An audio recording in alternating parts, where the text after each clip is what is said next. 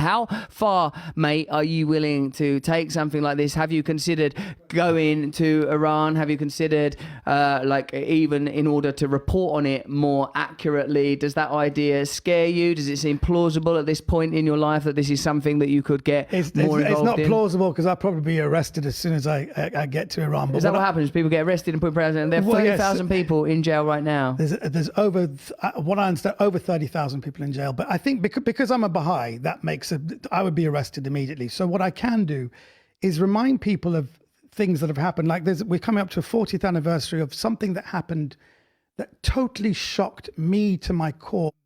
On the 18th of June is the 40th anniversary of the hanging of 10 women in a town called Shiraz, who are 10 Baha'i women. One of them was a woman called Mona, who was 17 years old. And all the others were 20, 25. I think one of them was 35. And all because they were Baha'is, and they were told to recant their faith, and they refused because they said, look, you're asking us to lie about wanting a better world. You're asking us to lie that we don't believe in the equality of men and women. You're asking us to lie that we believe in the one God.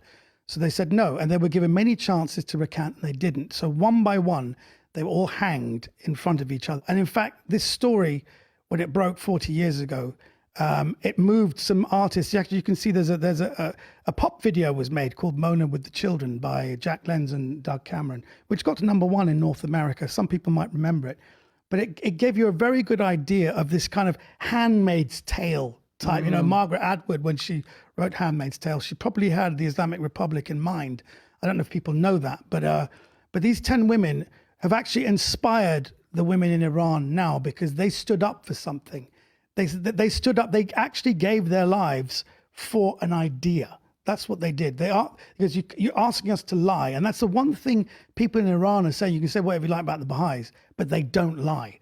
And when they're asked to recant their faith, to lie, they won't do it, and they will put their lives on the line.